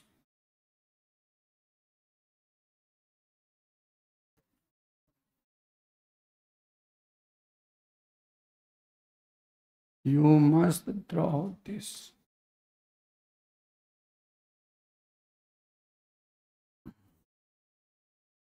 देखो याद रखना, हमेशा हाइड्रोक्सिल को 3 नंबर पे लिखना और यहाँ से शुरू करना। 4 5 6 7 9 10 11 12 13 14 15 16 17 और यहाँ पे एक और निकाल देना डंडा, यहाँ पे निकाल देना एक और लौंडा, हो जाएगा 18 19। अब 17 नंबर पे एक कार्बन, दूसरा कार्बन, तीसरा कार्बन, चौथा का, पांचवा, छठा, सातवां और सॉरी यहाँ पे गड़बड़ हो गया, यहाँ पे नंबरिंग है, ये नंबरिंग में यहाँ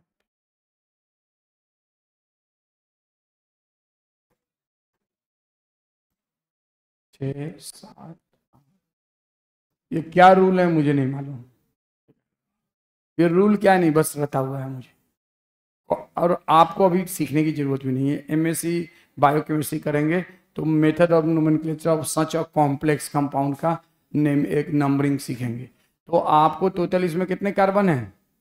19 और प्लस 8 हो गया ना।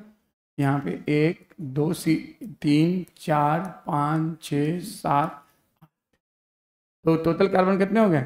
19 और 8 27। तो इसका फॉर्मूला होता है C27। हाइड्रोजन कितना? 46, H45, क्योंकि इस हाइड्रोजन को मिला। तो ये कोलेस्ट्रॉल का फॉर्मूला है। बकवास मत करो, ये एकदम स्ट्रक्चर याद होना चाहिए। नंबरिंग अगर नहीं भी याद है तो मुझे लगता है काम चल जाएगा, लेकिन याद रख लो तो मच बेटर है। और नंबरिंग कैसे याद करना है तो इसका भाई कोई रूल फूल हमें नहीं मालूम। रूल तो है, अभी पढ़ना नहीं है आपको। केमिस्ट्री का भी कोई टीचर आप पूछ लो, ऑनलाइन भी पूछ लो, शायद नहीं बताएगा, ठीक है ना, क्योंकि बड़ा कॉम्प्लेक्स रूल है। वो मास्टर जब एमएससी बायोकेमिस्ट्री करोगे तब बता पाएंगे, ठीक है ना।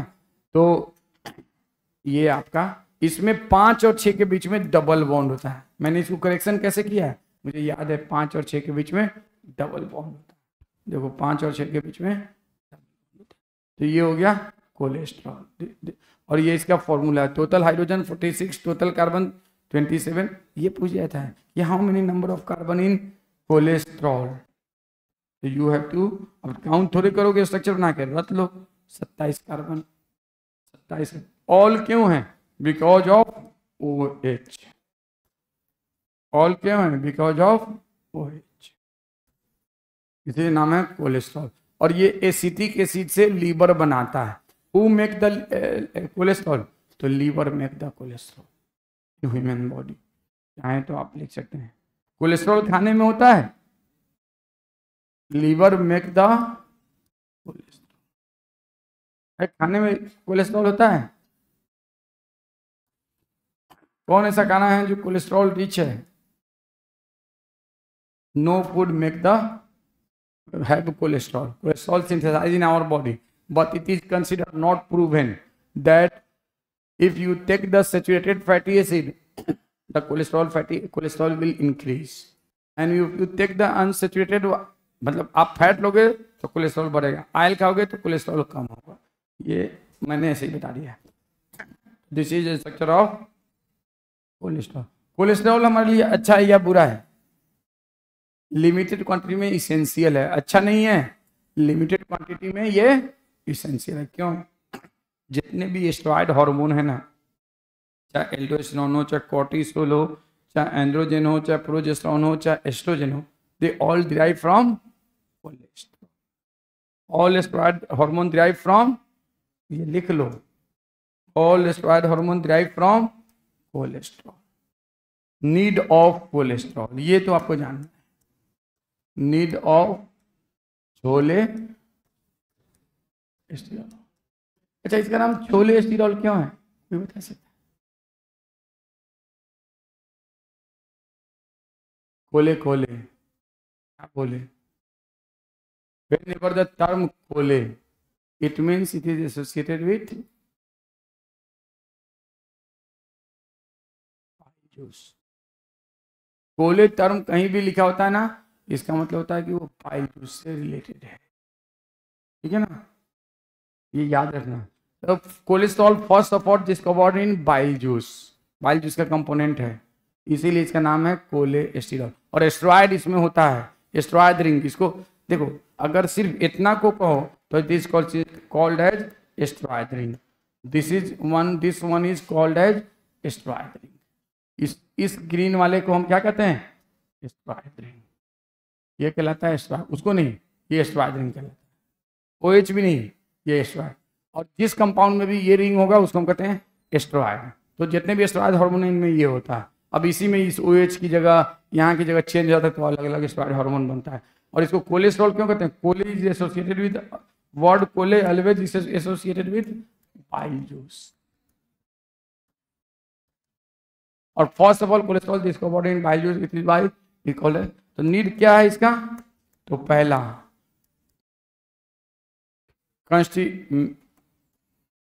Precursor of steroid hormone.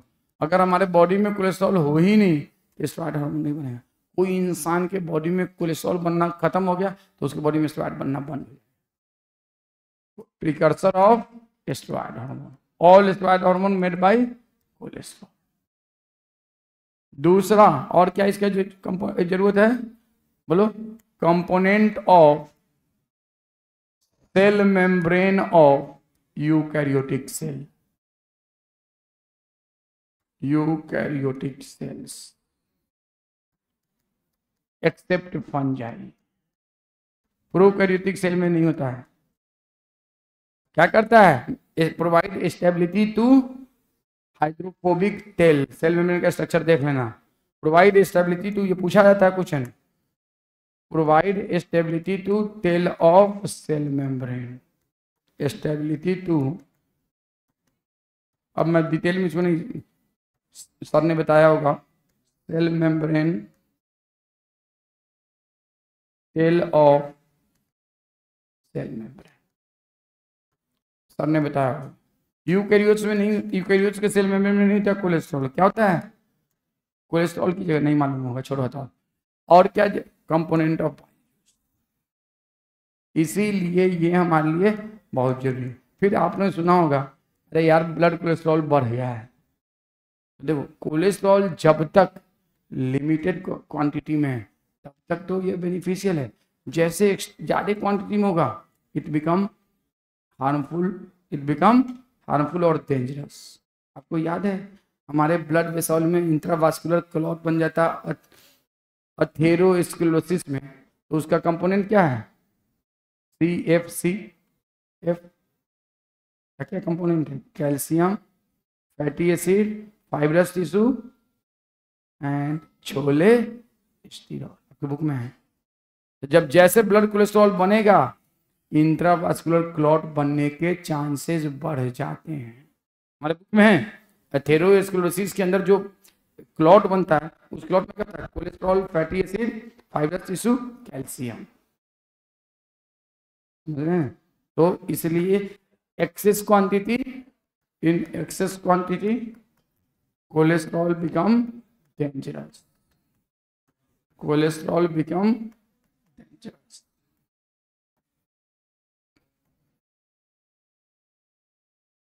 Because it is constituent of,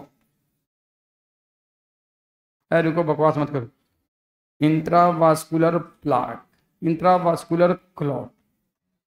तो this is all about lipid. देखो, लिपिड में इतनी बात आपको ध्यान रखना होगा। और मेरी बात मान के रखो, इसका स्ट्रक्चर अगर आपने गलती कर दिया तो आप 5 नंबर छोड़ लूज करने। और याद रखना, ये डबल बॉन्ड भी आपको याद होना चाहिए। अगर ऐसे ही स्ट्रक्चर दो और उसमें यहाँ की जगह ये दे दे, ये वाले की जगह ये दे दे, इसकी जगह यहाँ पे कर दे, ये क्या हो जाएगा, मामला खराब। आपको ये याद रखना, नंबर के साथ 4 स्ट्रक्चर दे देगा, सेम दे देगा, खाली डबल बॉन्ड इधर से उधर कर देगा और वहीं आप गलत करोगे। लिख के रख लो, वहीं गलत करोगे। आपको ये याद रखना होगा, इसलिए नंबर के साथ। OH यहाँ पे लिख दे तो गलत हो जाएगा। OH मस्ट बी हियर 5 है, तो नीचे में याद रखना।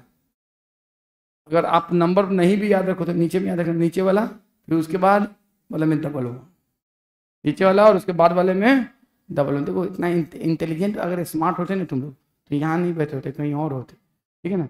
तो नीचे में यहाँ पे और इसके बाद वाले में यहाँ पे ये ऐसे होना चाहिए था, ये यहाँ से कर दिया, यहाँ पे डबल। आपको अगर नंबरिंग नहीं भी याद है तो यहाँ पे और यहाँ पे डबल हो, ये याद रखना। बाकी तुम लोग की मर्जी, फिर अगले साल कहीं और बैठोगे तो ड्रॉपर पे ड्रॉपर बनो, बनते जाओ।